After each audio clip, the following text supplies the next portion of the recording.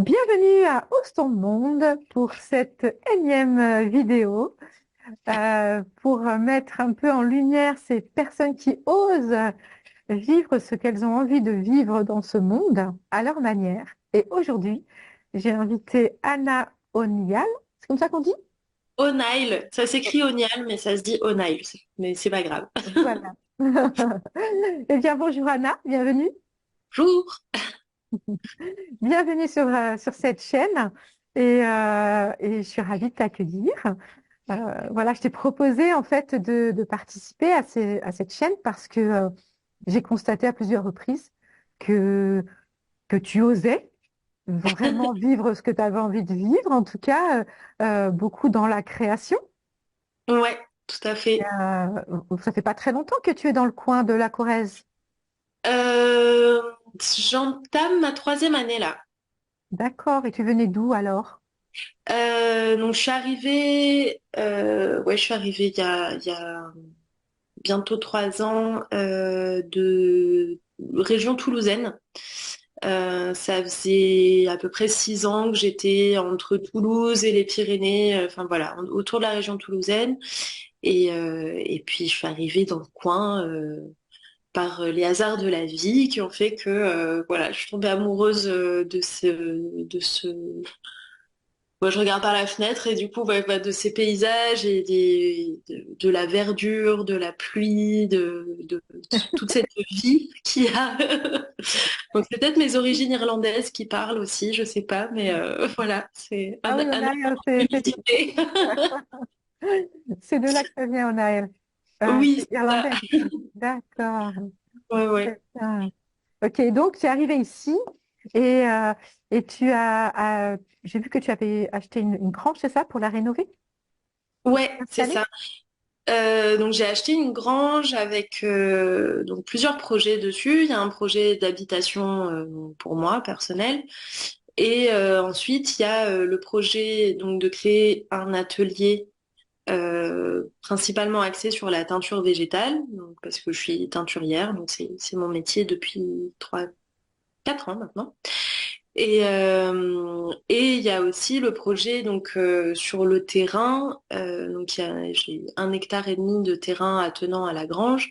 Et donc il y a un projet de créer un jardin pédagogique sur les plantes Mhm. tinctoriales et un lieu d'expérimentation aussi sur le land art, en quelque sorte. Voilà, donc expérimentation végétale. Wow. Et voilà, donc c'est pas mal. Ça fait Ouais, déjà quelque chose. un gros projet pour toi toute seule. Ouais, oui, après, pour l'instant, donc je considère que moi j'ai acheté le lieu parce que j'ai eu cette opportunité-là. Après, dans l'idée, j'ai envie que ce soit un lieu qui vive et que des personnes puissent venir s'investir à la hauteur de leurs envies, etc., pour expérimenter sur le végétal, sur plein de choses, sur de la création, donc j'ai envie que ce soit un lieu ouvert quand même. Donc, D'accord. j'ai pas l'intention de porter l'intégralité de tout ce qui va se passer là-bas parce qu'il y a 24 heures dans une journée et que même si je dors pas beaucoup, c'est c'est quand même pas beaucoup. Donc voilà. Wow, donc du coup, tu fonces dans ce projet, même si des personnes vont t'aider, peut-être, certainement, que Ouais. ça va être un peu partagé, un peu en collectif, mais quelque part, c'est quand même toi qui portes ce projet et voilà, qui Ok. l'initie.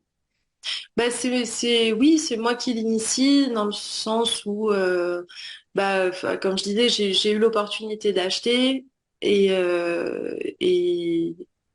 je sais que c'est quelque chose qui est pas forcément accessible et facilement accessible à Mhm. plein de gens. Euh, donc moi, je pars du principe que j'ai eu cette opportunité-là, j'ai envie, voilà, j'avais des envies qui me suivaient depuis un moment, que j'ai essayé de faire partager en collectif, etc. Mais c'était pas le bon moment, c'était pas le bon timing. Et du coup, au final, je me suis dit, bon, pourquoi attendre alors que j'ai cette opportunité? Donc, je me suis dit, allez, je fonce. Et puis, on verra. Donc, c'est un peu un rêve autour des Ouais, plantes, tout ça. Ouais. ouais, complètement. Depuis, je pense, depuis que j'ai eu l'âge de dessiner, donc mes quatre Ah cinq ouais. ans. fois que j'avais déjà dessiné ma ferme de rêve et que c'était, ouais, c'est un projet, c'est un rêve d'enfance, ouais. Donc ferme, est-ce que ça implique des animaux ou seulement des plantes?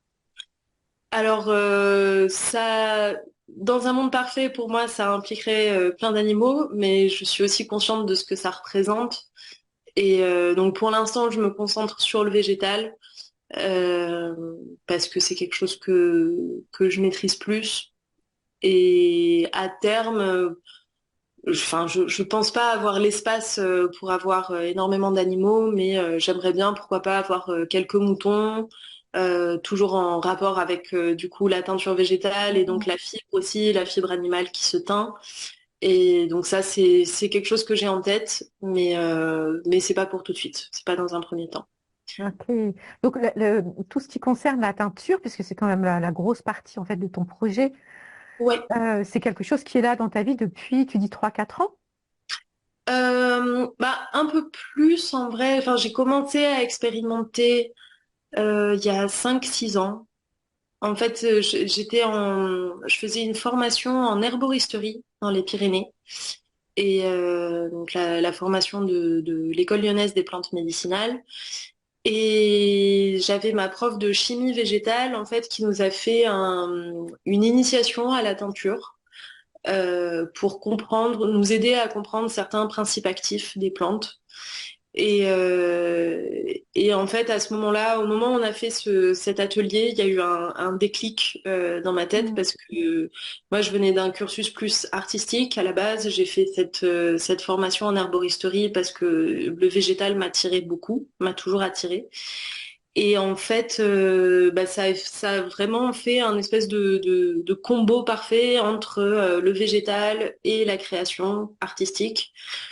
Et donc voilà, c'est à partir de ce moment-là que j'ai commencé à expérimenter moi plus de mon côté et après à me former plus professionnellement Mm. sur d'autres aspects. Mais oui. Et du coup, c'est quoi qui te passionne ou qui t'éclate en tout cas dans cette teinture végétale? Parce que comme tu dis, ça allie à la fois le côté artistique et le côté nature qui a l'air d'être important aussi pour toi. Oui, et une certaine approche, une certaine rigueur aussi scientifique, parce que c'est énormément de chimie, c'est de la chimie végétale, mais c'est des molécules en fait qui sont très précises, qu'on sait déterminer. Aujourd'hui, on sait exactement comment ça fonctionne, la teinture végétale. Donc il y a cet aspect aussi très en fait, c'est pour moi ce qui me fascine, c'est la transformation de la matière Mm.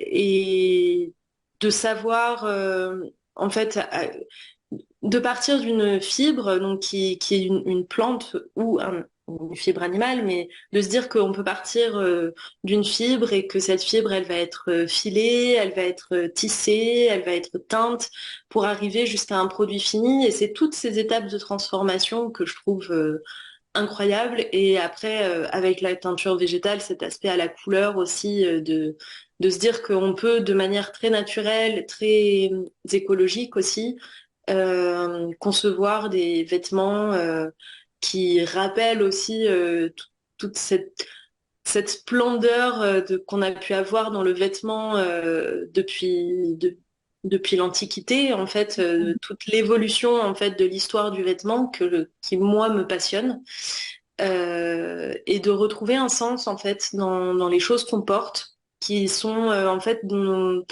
c'est ce qu'on offre au monde, c'est ce qu'on offre à voir au monde, c'est les vêtements qu'on porte aussi Mhm. et comment on se présente aux gens qui nous entourent.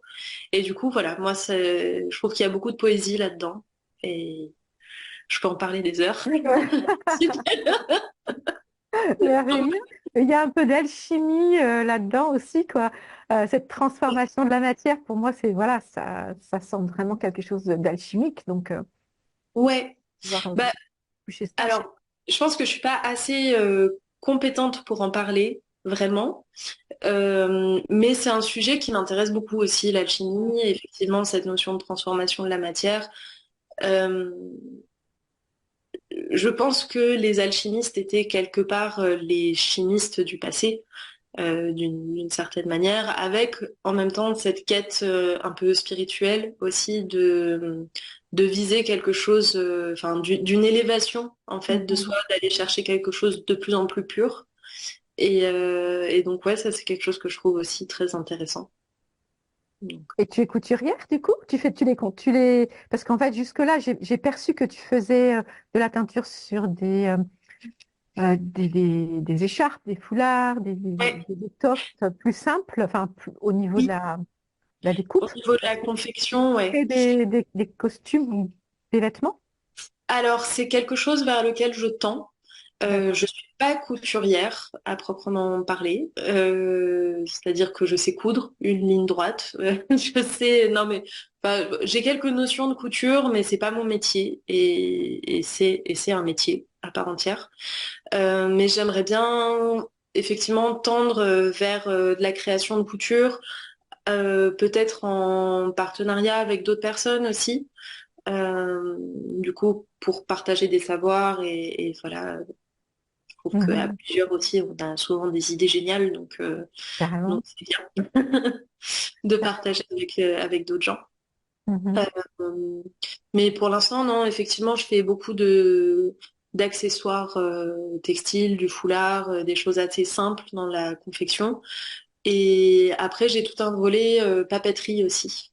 Euh, donc parce que le papier, c'est aussi une fibre que je Ouais. trouve fascinante et très très très versatile. On peut faire énormément de choses avec le papier.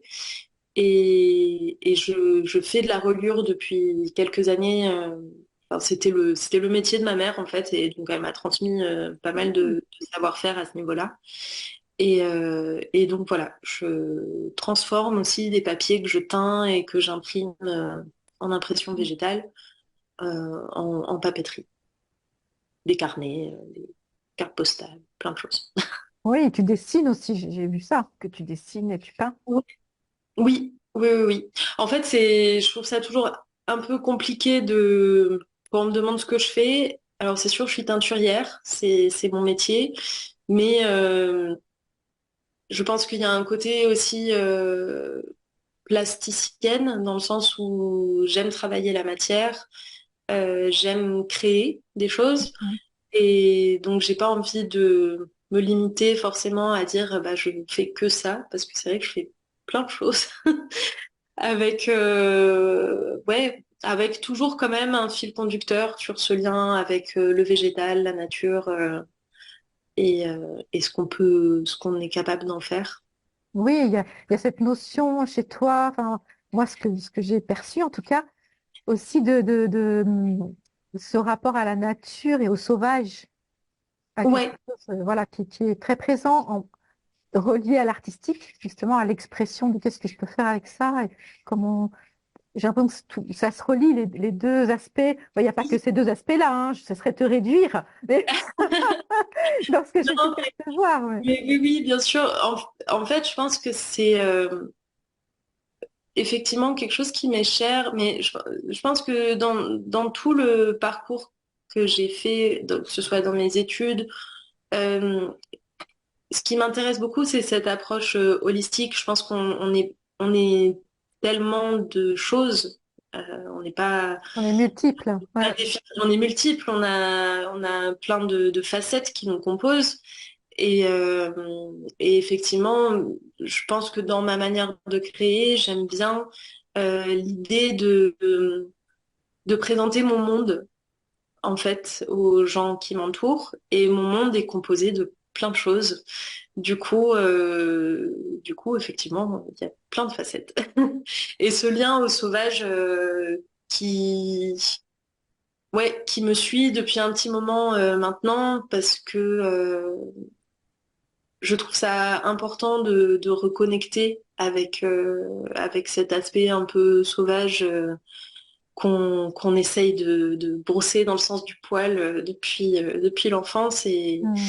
Et ouais, ça nous diminue un petit peu alors qu'on a une richesse qui est là et qui nous entoure aussi et ouais, qu'il faut réussir à aller taper dedans un petit peu et remuer un peu tout ça.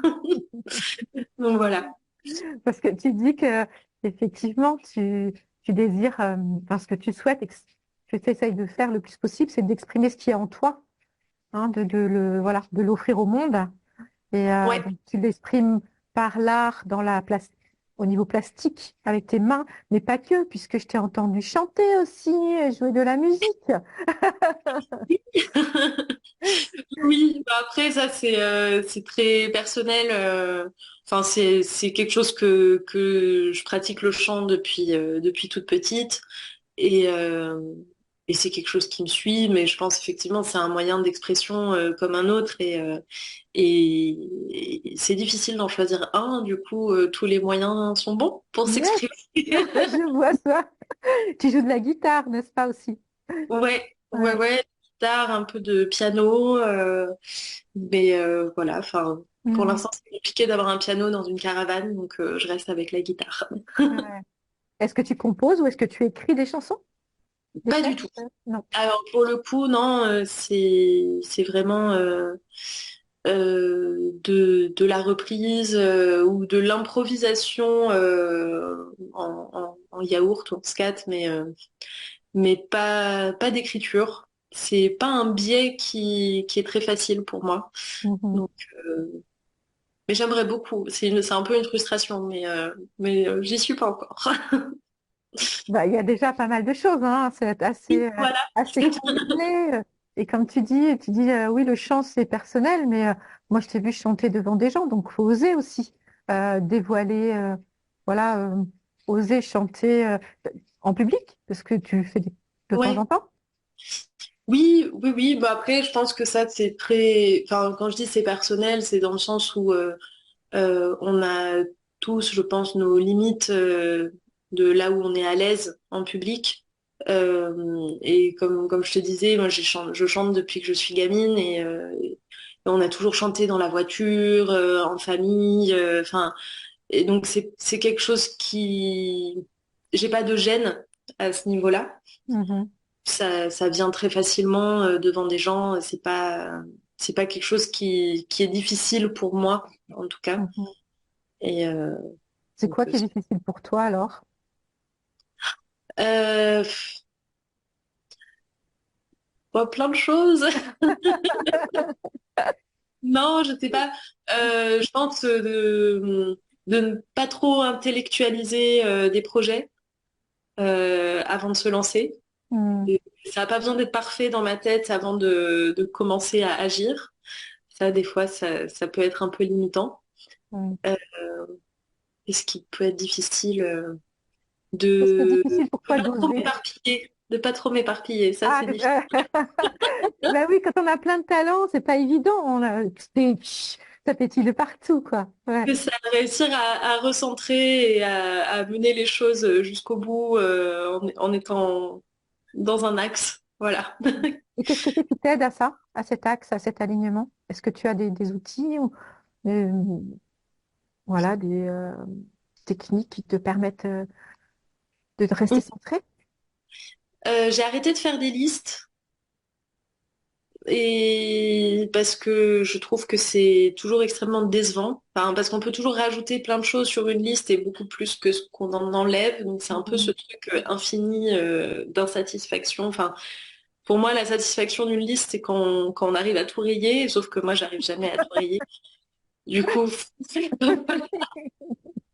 donc j'ai arrêté de faire des listes et par contre, j'essaye de me mettre des objectifs quotidiens, mais de réduire au maximum. Je me fixe 3 objectifs par jour et voilà. Et globalement, j'arrive à garder une ligne à peu près directive. Hmm. Je pense que ça m'a aidé. À partir du moment où j'ai lâché le concept de la liste infinie, ça m'a fait du bien. Ah, tu m'étonnes. Voilà. Sinon, j'ai pas trop de solutions miracles. Je pense que c'est important d'être un peu indulgent envers soi-même aussi, de, et de savoir de savoir se féliciter sur des choses et de pas être constamment en train de se dire ah t'as pas assez fait, t'as pas bien fait, enfin voilà. Et donc ça, je trouve que d'être dans un truc où on se félicite et, et ouais, de savoir s'apporter soi-même un peu de fierté et de douceur, c'est c'est quelque chose qui nous pousse à aller de l'avant, beaucoup plus que Mhm. l'autoflagellation, en tout cas pour Tu moi. m'étonnes. Et tu Donc, dis que tu te fixes, mettons, 3 objectifs maximum par jour, mais quelque part, ça te permet justement de laisser de l'espace oui, pour ce que tu as envie d'être, pour ce... Voilà. oui, Enfin, j'entends le désir de prendre soin de soi et de s'écouter. ouais, Dans je cet pense. aspect-là aussi, tu te laisses de l'espace pour ça. Oui, oui, oui, complètement. Bah, parce que ouais, il y a un cliché qui m'agace énormément, c'est celui de l'artiste en souffrance, Mm. euh, et qu'on ne peut pas créer si on n'est pas un minimum torturé, etc. Alors, bon, pourquoi pas, ça a donné, c'est sûr, c'est un moyen d'aller vers la création, mais moi j'ai envie de créer, mais j'ai pas envie de souffrir.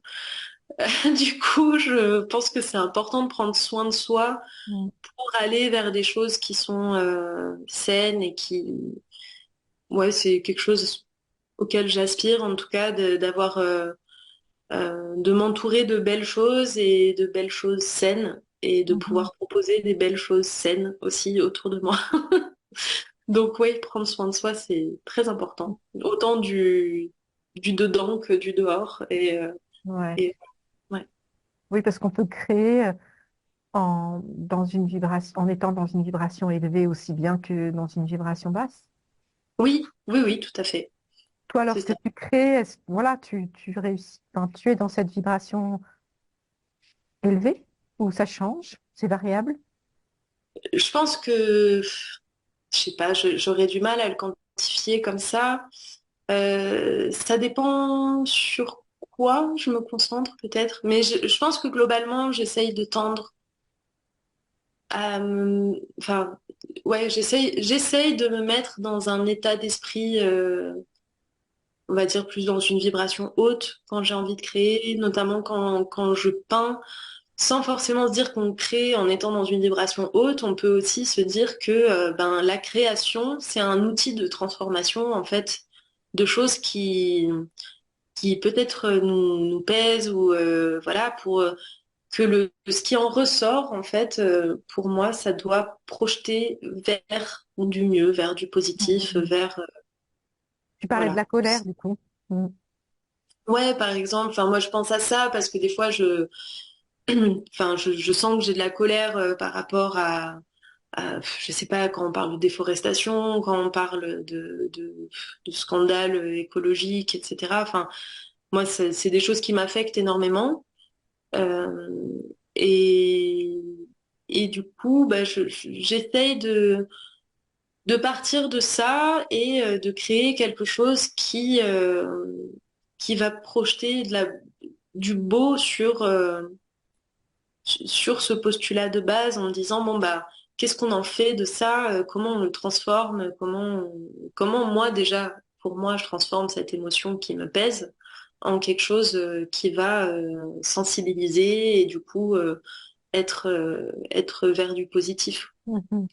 C'est comme un processus de transmutation. À partir du moment où tu crées, tu vas C'est ça. transmuter cette Ouais, étape ouais, de départ. Ok, c'est magnifique. ça. Assez alchimique.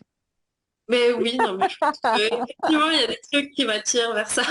Ah ouais, c'est clair. Enfin, pour moi, il y a vraiment un processus alchimique, hein, c'est clair. Ouais. Ouais. C'est dur de définir une seule manière de créer aussi. Mhm. Tu Mais sens en qu'il y tout a cas, plusieurs processus à l'intérieur de toi. Ça dépend des oui, moments, du média, du médium que tu complètement. peux utiliser. Mhm. Médium, ouais. Ouais. Du coup. Oui, oui, bah oui. En fait, je pense que c'est parce qu'il y a aussi plusieurs facettes dans ce que je crée. Mhm. Euh, Par exemple, quand je vais faire de la teinture, donc il y a un aspect très technique. Par exemple, si je fais des teintures à l'indigo, admettons, bon bah une cuve d'indigo, c'est assez technique à maintenir. Donc il y a un côté un peu scolaire, on va dire, il y a des mesures à prendre, des calculs de pH, de température, etc. Euh, donc il va y avoir un côté très scolaire. Après, ben, donc ça, c'est la création de la cuve et de la teinture. Après, par exemple, si je veux faire des motifs, là, ça va être, admettons, avec des motifs de type japonais, donc des shibori, etc. Donc là, ça va être des pliages. Il y a plus de créativité, mais c'est quand même beaucoup de rigueur. Et après, par exemple, je me dis, ah bah bon, ben, ce tissu que j'ai teint, qu'est-ce que je vais en faire? Et là, pouf, ça part beaucoup plus dans de l'abstrait. Donc il y a plein de facettes, effectivement, en fonction de ce que je suis en train de faire. Ça va être, je sais pas, différents aspects de ma personnalité aussi, je pense, qui Mhm. sortent à ce moment-là. Je sais que je peux être très carrée par moment et complètement pas du tout carrée par d'autres moments. Du coup, Exactement ce que j'allais te dire, en fait, dans tout ce que tu dis. Ce que je perçois là, c'est cet équilibre entre une certaine structure, un cadre, comme tu parles scolaire, enfin, quelque chose de, voilà, de vraiment très établi, et l'intuition. Il y a comme voilà, cette liberté de créativité qui vient, il y a vraiment, on sent une sorte d'équilibre qui est là. oui, bah ouais, je pense que c'est. Ça s'est construit ou ça a toujours été là? Alors, je pense que le côté scolaire est beaucoup plus dur pour moi à Mm. aller chercher. Je pense que le côté, ouais, un peu très abstrait ou en tout cas très imaginaire, Mm. imaginatif est plus facile. Donc je pense que le côté scolaire est plus construit, mais j'aime bien organiser les choses dans ma tête quand même. J'ai toujours aimé ça. Euh, non, je pense que ça fait partie de ma personnalité. Mhm. Mais oui, il y a des choses qui se travaillent plus que d'autres. Et, euh, et en même temps, c'est important de ne pas en oublier une partie au profit de l'autre. Voilà. Mm. Et c'est une question d'équilibre, effectivement. Et je pense que c'est quelque chose qui me tient à cœur, c'est de trouver des équilibres. Oui, ça se sent. Enfin, en tout cas, c'est là. Cet Ouais, équilibre est recherché. En tout cas, ouais, ça semble présent quand même chez oui. toi. En tout Ouais. cas, ça me tient à cœur. Mm. Ça me tient à Est-ce cœur. est-ce que il y a encore des choses que tu n'as pas osé et que tu aimerais bien essayer? Ou est-ce que Euh, tu essayes tout ce oh qui te oui, passe mais par la tellement, tête, tu vas? tellement de choses. En tout cas, ce qui a trait à la transformation de la matière. Euh, ben justement, enfin, tout à l'heure, je te parlais de partir d'une fibre pour arriver à un produit fini. Je rêve d'apprendre à filer et à tisser Mm. et d'expérimenter avec ça. Enfin, un rêve dans ma vie, c'est de me dire, j'aimerais un jour me fabriquer un vêtement de A à Z. C'est-à-dire de partir vraiment du mouton, par exemple. Admettons que je veux me faire quelque chose en laine, de partir de la laine et passer par toutes les étapes. Et ouais, ça, c'est quelque chose qui satisfait mon cerveau. Je sais pas. Mhm. C'est Et, intéressant. ouais, je trouve que intellectuellement, me dire que de maîtriser tous ces savoir-faire, je trouve ça fascinant. Surtout quand on imagine historiquement que des gens ont pu faire ça Mhm. pour se vêtir, et que c'est des savoir-faire qui se perdent aujourd'hui et qui mériteraient de revenir au goût du jour parce que bah, surtout ce qui concerne le textile, c'est quand même l'industrie, la deuxième industrie la plus polluante au monde après la pétrochimie. Mhm. Donc c'est pas rien. Et je trouve qu'on a une approche de la valeur, en tout cas du textile et de la valeur du vêtement qui est complètement à côté de la plaque, enfin qui est ouais, décorrélée de la réalité complètement. La réalité à la fois écologique, à la fois sociale aussi, parce que ça coûte. il y a le côté financier, il y a l'impact écologique, il y a aussi l'impact humain. On se rend pas compte, enfin, on est de plus en plus au courant, mais je pense que énormément de personnes se rendent pas compte de si tu peux acheter un t-shirt à 5 euros, ça veut dire qu'il y a quelqu'un qui a été très très mal payé. C'est clair. Mm. Donc ouais, je trouve ça important et c'est aussi d'où le projet du jardin pédagogique et de pouvoir communiquer sur toutes ces questions-là. Je trouve ça important de sensibiliser euh, aujourd'hui à toutes ces choses qui se sont perdues et de, oui, ramener un petit peu de vraies valeurs dans quelque chose qui est hyper quotidien, à savoir le Mm. vêtement.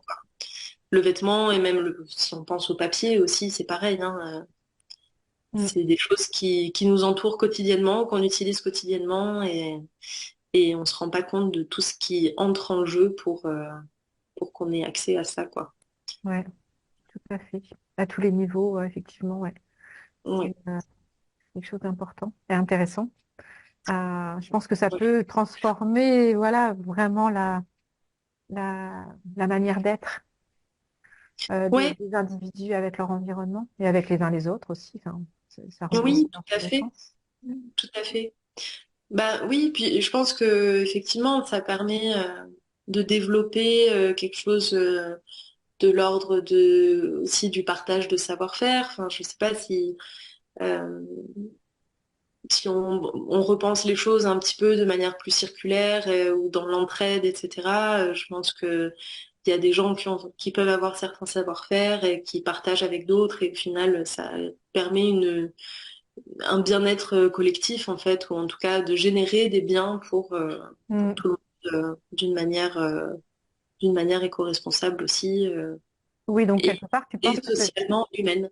voilà, quelque part, tu penses que c'est important aussi de justement de chacun d'avoir son savoir-faire, mais de pouvoir l'associer avec les savoir-faire des autres pour Oui, qu'ensemble, il y ait complètement. quelque chose de cohérent qui se crée. Ben, on est des êtres sociaux, donc oui, Ouais. je pense que je trouve, moi personnellement, je trouve ça hyper intéressant de comprendre comment se fait chaque étape, mais effectivement, je sais très bien que je pourrais pas, enfin, à moins de viser une clientèle luxe je ne pourrais pas produire, admettons, des vêtements Mm, que mm, j'aurais mm, produits mm. de Z parce que si on ramène ça à un taux horaire, c'est inconcevable. Ouais, j'imagine bien. Mm. Mais, mais pour la notion de l'expérience, je trouve ça intéressant. Oui. Quelque part, ce qui me vient, c'est que c'est intéressant finalement d'oser aller au bout de ce qui nous passionne, ce qu'on a dans les tripes, pour Ouais, l'offrir au monde et puis ben, amener quelque chose de nouveau ou quelque chose d'essentiel qui peut contribuer à, voilà, à amener notre pierre à l'édifice, quoi. Mais c'est important ben, d'oser ça, parce que parfois on a des trésors en nous qu'on ose, voilà, qu'on va pas offrir, alors que ouais, le monde en a besoin. ouais, complètement. Mais je pense il y a un peu la notion de vocation. Hmm. Et effectivement, comme tu dis, aller au bout des choses et tendre vers une harmonie entre qui on est et ce qu'on fait. Et effectivement, je pense que en tout cas, je sais pas si je l'atteindrai un jour, mais c'est quelque chose, ouais, vers lequel j'ai envie de tendre, dans le sens où je pense que quand on met de sa personne dans quelque chose qu'on fait et qu'on on y projette une intention, on y projette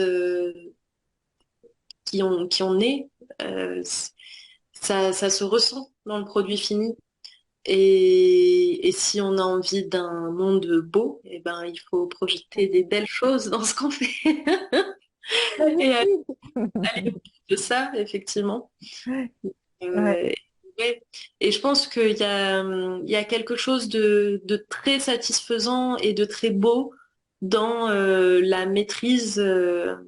d'un geste, la maîtrise d'un savoir-faire, et ouais, d'aller chercher l'essence de la chose. Ça, Mhm. c'est effectivement, ouais, je pense que certains artisans japonais, par exemple, visent ça, enfin, ont ça comme objectif sur toute une vie. Et je pense que jusqu'à, enfin, avant qu'on perde énormément de savoir-faire aussi en Occident, on avait aussi ce genre de recherche. La Mhm. notion de maîtrise, en fait, d'être maître de quelque chose. Mhm. Effectivement, ouais, c'est un objectif à atteindre. C'est ça. Eh bien, Voilà. écoute, Anna, je trouve que on va rester là-dessus parce que je trouve que ces derniers mots sont très beaux. Oui, Ce qui concerne cette maîtrise. Vraiment, je trouve que c'est quelque chose dont on parle peu et qui me semble assez intéressant à explorer ouais, et observer. ouais, ouais. Il y a un sacré chemin à parcourir, hein, mais Certes, mais bon, chacun à sa manière. c'est ça, La c'est ça, cérémonie du thé, il s'agit juste de servir du thé. Donc, voilà, tout à fait. ça peut être changer un pneu. Je sais pas. Tout Non, mais est, c'est vrai, il y a voilà, pas. tout est là, pourquoi pas. Mais j'aime beaucoup cette idée de la maîtrise du geste. Ouais, ouais, ouais. Moi aussi. Ouais. Bah, en tout cas, Et, merci. ben, merci à toi d'avoir été là, d'avoir accepté cette entrevue et merci de tous ces partages qui sont vraiment très riches. Mais Et voilà, et au plaisir voilà, d'aller voir ce que tu crées, parce que tu as des ouais, boutiques dans différents endroits, je crois. T'as et ben là, du boutiques. coup, je viens de récupérer un atelier boutique à Messac. D'accord. Et donc, je vais installer l'atelier là-bas en, en attendant d'avoir fini les travaux dans la grange pour pouvoir tout redéménager plus tard. En ce moment, je déménage, c'est mon, c'est mon leitmotiv dans la vie, c'est de bouger des cartons à droite à gauche. Mais voilà, donc à partir du printemps, si, ouais, si tout se passe bien, je devrais pouvoir proposer quelques ateliers à Messac et des initiations, etc. Donc, Ok, ça va super, passer. super. Eh bien alors, au plaisir de participer à un de ces ateliers. Donc, merci beaucoup, j'ai adoré, c'est chouette. Oui, bah, moi aussi, moi aussi. Et puis, bah, écoute, à une prochaine, à bientôt. Ouais, avec grand plaisir. Avec grand Allez, plaisir. À très bientôt. bye Ciao. bye.